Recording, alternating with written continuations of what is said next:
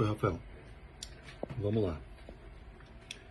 Nós estamos no ano 3352 da humanidade.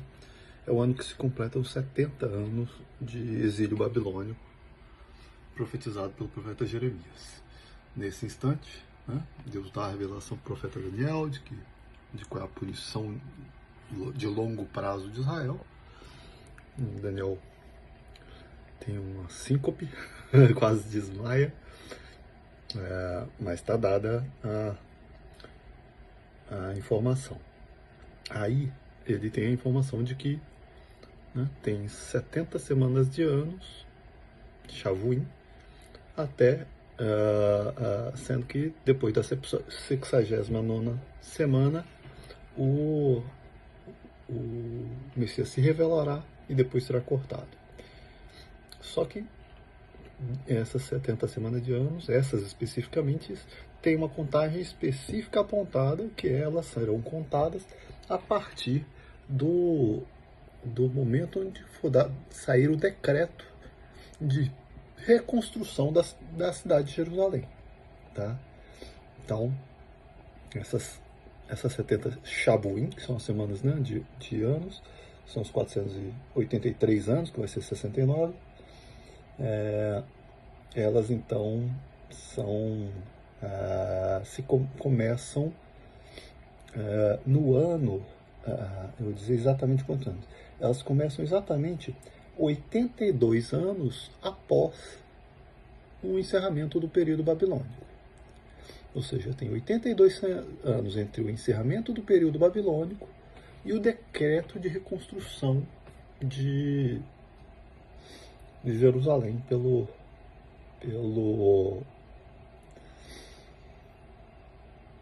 rei Ciro.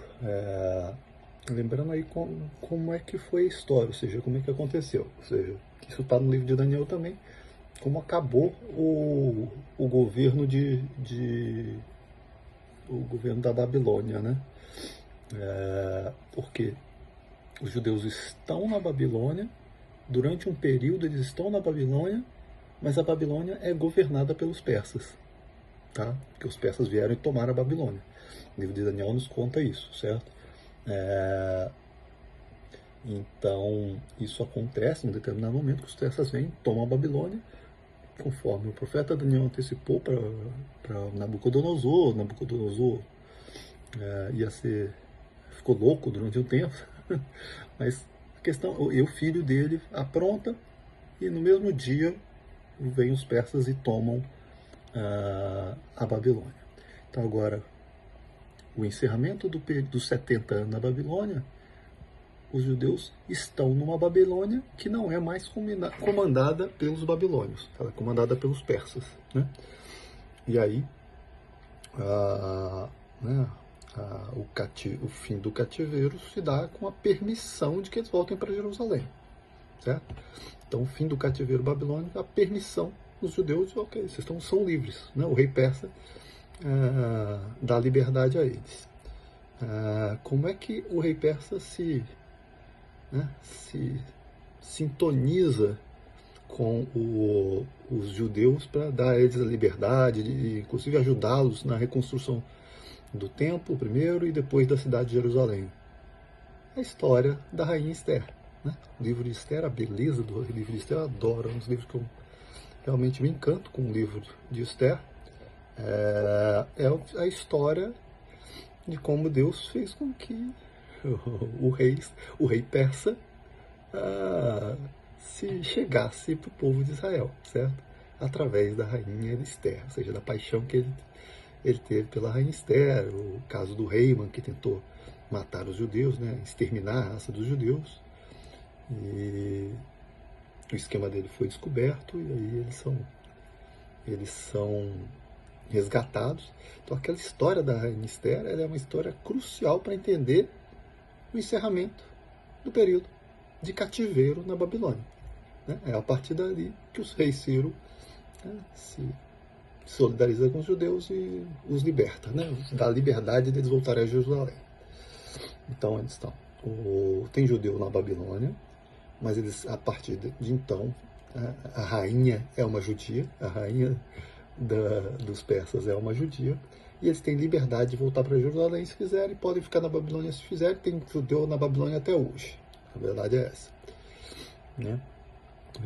Mas alguns lideram a retomada de reconstrução do templo. E aí essa reconstrução do templo, a história é contada lá nos livros de Esdras e Neemias, né? Onde está sendo a reconstrução do templo, e ali tem também o decreto de reconstrução da cidade de Jerusalém, que pela documentação histórica, pelo ano daquele decreto, seria em 457 da Era Moderna.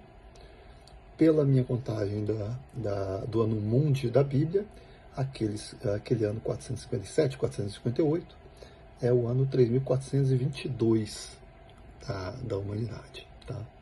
Então, o ano 3422 da humanidade, ou no ano 458 antes de Cristo, seria quando o decreto de reconstrução da cidade de Jerusalém é dado pelo governador persa.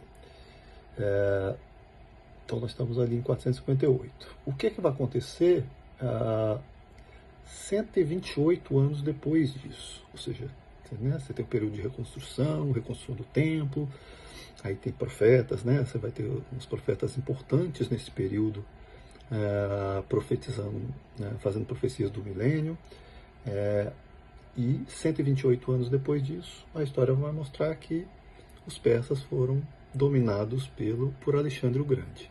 Ou seja, o governo não é mais da Pérsia, o governo agora é dos gregos, dos helênicos, né? Conforme está profetizado lá em Daniel também, né? Mais um elozinho da estátua de Daniel. Vamos continuar.